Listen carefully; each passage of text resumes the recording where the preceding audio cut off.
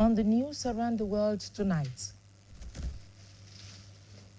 FG begins crackdown on sachet alcohol bottles under 200 milliliters. Oyo State pilgrims return amid Middle East tensions. Iran mourns 165 schoolgirls, staff killed in U.S.-Israel airstrike. Good evening and thank you for joining us on the news around the world. I am Josephine Oluwabumi, and on the sign language corner is Shakirat Ogodeji. The federal government on Tuesday formally flagged off a nationwide enforcement and public enlightenment campaign on the ban of alcoholic beverages packaged in sachet and small PET, as well as glass bottles below 200 milliliters. The joint press conference held in Abuja was organized by the National Orientation Agency in collaboration with the National Agency for Food and Drug Administration and Control and the Federal Competition and Consumer Protection Commission. The ban, which took effect on January 1, 2026, targets the production, distribution, and sale of alcohol in sachets and bottles smaller than 200 milliliters. The measure is part of efforts to curb underage drinking and harmful consumption patterns. Speaking at the briefing, NAFDAC Director General, Professor Mojisola Adeyeye, said the enforcement followed years of consultations, extensions, and alarming survey findings on alcohol consumption among minors. The Federal Ministry of Health and Social Welfare has signed a memorandum of understanding with a civil society organization, Intersex Nigeria, to integrate intersex perspectives into the country's healthcare policies in a move aimed at improving protection and access to care for persons born with variations in sexual characteristics. The agreement signed over the weekend in Abuja formalized a partnership that began in 2023 between the ministry and the CSO. It also coincided with the unveiling of a policy toolkit designed to guide healthcare institutions in adopting practices that are more inclusive. This was contained in a statement signed on Tuesday by the program officer, Intersex Nigeria, Eikioya Ataman. Intersex persons are born with innate biological sexual characteristics that do not fit typical binary notions of male or female. The Federal Ministry of Education says it has formalized a strategic partnership with the National Population Commission, NPC, to integrate birth registration and demographic data into Nigeria's school enrollment and education planning systems. This was announced in a statement issued on Tuesday via X by the Director, Press and Public Relations, Federal Ministry of Education, Boriowo Folashade. According to the statements, the Minister of Education, Dr. Olatunji Alausa, said credible population data is essential for rational school seating, balanced teacher deployment, accurate enrollment projections, and equitable resource allocation. He noted that integrating birth registration into admission processes would promote proper age placement and strengthen the integrity of academic records. President Bola Tinubu will swear in Olatunji Disu as the substantive Inspector General of Police on Wednesday, following the unanimous endorsement of his appointment by the Nigeria Police Council on Monday. The special advisor to the President on Information and Strategy, Bayo Ononuga, announced in a statement that the swearing-in ceremony will take place during the Federal Executive Council meeting scheduled for the same day. The council's meeting, held at the State House in Abuja, was presided over by President Tinubu and attended by Vice President Kashim Shettima, state governors, and the chairman of the Police Service Commission, retired DIG Hashimu Argongo, in accordance with constitutional provisions. He added that the issue's confirmation comes barely a week after President Tinubu appointed him acting IGP, following the resignation of Kayode Egbetokun last Tuesday. It's time for a short commercial break. Please stay with us. When your share of 3 billion naira with Nivea. 1,000 naira airtime guaranteed with every entry. Become one of 10 millionaires weekly or win a chance to see Real Madrid live. 3 SUVs to be won. Buy any Nivea 400ml promo product, scratch and dial to enter. Alright everyone, no put your ears, make we talk. Time don't reach to rearrange the sounds to give una small wisdom. Sounds mighty fresh now, but you know own, I beg no be so. Before una go talk, say our smile no reach. Make una think I'm twice so. Ever heard of Colgate, the #1 oral care brand in the world? Colgate Maximum Cavity Protection unlocks 24 hours cavity defense. The formula boost with calcium for lifelong smiles. Mom, it's a time to brush. No more cover mouth. Because we Colgate, that's who do yaga with your smile. Colgate for 24 hours maximum cavity protection. My skin is my identity, my strength. It's unique and deserves care made specially for me. New Nivea Radiant and Beauty Even Glow, enriched with 95% pure vitamin C and pulp extract. For visibly radiant and even-toned skin in just 2 weeks. New Nivea Radiant and Beauty Even Glow, for your shade of beautiful. Participating Coca-Cola glass or PET bottle and stand a chance to win your share of 600 million naira in cash and seriously tasty prizes. There's 2 new millionaires every single day, plus over 50 million naira in weekly prizes. It's easy. Scan the QR code. Find your unique code under the cap or tab and check to see if you've won. Coca-Cola, a recipe for wonder.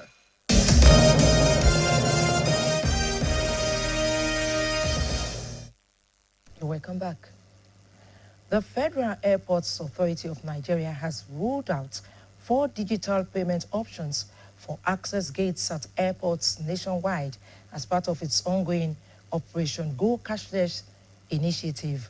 According to FAN, the move aimed at eliminating cash transactions and enhancing efficiency at key entry points aligns with Nigeria's broader push towards a cashless economy.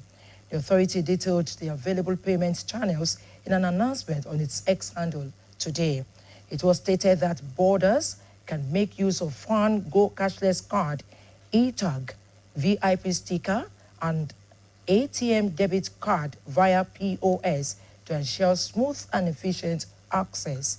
The Federal Airports Authority of Nigeria, FAN, added that users could obtain their Go Cashless card at any of its commercial offices and access gates. 5 security officers who attended to former Kaduna State Governor Nasir El-Rufai at the Nnamdi Azikiwe International Airport in Abuja on February 12, 2026, have been arrested for compromising their professional standards. The 5 men, who are drawn from the Nigeria Police Force, the Department of State Services, the Nigeria Immigration Service, and Aviation Security, allegedly took bribes to grant the former governor entry into restricted security areas at the airport. The security agency released an official statement today on the arrest, and they have confessed to receiving bribes to facilitate unauthorized entry into restricted areas to obstruct lawful security operations in an unprecedented manner. They have been handed over to an Independent Corrupt Practices and Other Related Offences Commission, ICPC, for prosecution. The 5 worshippers adopted at a branch of the Celestial Church of Christ, CCC, in our local government area of Ondo State have regained their freedom. The worshippers were released on Monday evening at Ilado community after their families reportedly paid a ransom of 9 million naira to the kidnappers. An anonymous family source revealed that the kidnappers initially demanded 40 million naira to secure the release of each of the victims, but was later reduced to 9 million after negotiations. Recall that the Ondo State Police Command had last week Tuesday confirmed the abduction, saying the police had launched an operation in collaboration with the Nigerian Army and local vigilantes. President Bola Tinubu has nominated Taiwo Oyedele as the Minister of State for Finance. According to a statement on Tuesday by presidential spokesperson Bayo Onanuga, the former chairman of the Presidential Committee on Fiscal Policy and Tax Reforms will replace Doris Uzoka Anete. Uzoka Anete will now move to the Ministry of Budget and National Planning as the Minister of State, her third portfolio in the administration, the presidential spokesman added. President Tinubu nominated Uzoka Anete as Minister of Industry, Trade and Investment in August 2023. However, in October 2024, she was redeployed to serve as Minister of State for Finance. The Rivers State House of Assembly has confirmed receipt of a list of commissioner nominees from Governor Fubara and invited 9 of them for screening and confirmation. It was earlier reported that Fubara forwarded names of nominees to the Martin Amoele-led assembly to serve as members of the State Executive Council upon clearance. The submission came about 3 weeks after the governor sacked 8 commissioners who were not affected by the Supreme Court judgment, recognizing Martin Amoele as the authentic Speaker of the House. The invitation to the nominees was contained in a special government announcement dated March 3 and signed by the Clerk of the House, Emeka Amadi. None of the recently sacked commissioners was included in the latest list forwarded to the lawmakers. Time for another short commercial break. Please don't go away. This Hamatan, it's not the season to hide, it's the season to let my beauty shine. Nivea Nourishing Cocoa Lotion 5-in-1 Complete Care. Discover deep nourishment with cocoa butter, deep moisture serum, and vitamin E for long-lasting moisture and protection from dry and ashy skin without the greasy feel. Get the Nivea Nourishing Cocoa Glow this Hamatan. Skin is for always shining. Nivea is for skin. Protect every day with Hypo. Germs always find a way back. So disinfect your kitchen every day with Hypo. Hypo, go Hypo. Protect your home every day with Hypo. No breeze. Protect every day with Hypo. Hypo.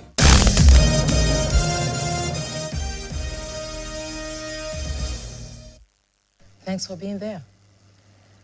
100 Christian pilgrims from Oyo State have returned safely to Ibadan after completing their pilgrimage to Israel and Jordan, despite tensions arising from the U.S., Israel, and Iran conflict during their stay.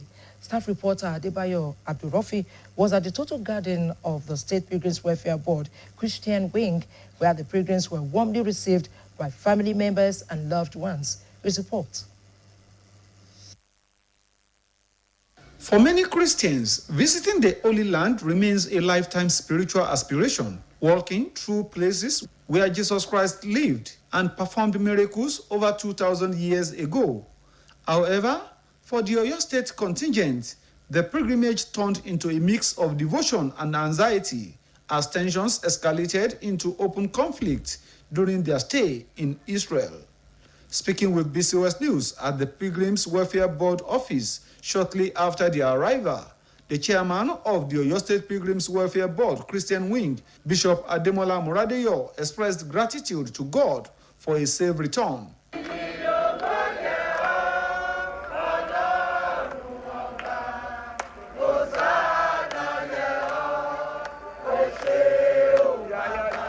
We thank God that we went on pilgrimage and we visited about more than 50 holy sites.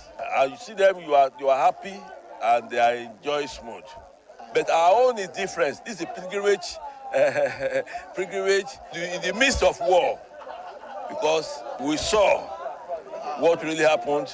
Not that by say, we saw how missiles were lifting up, rocket going up.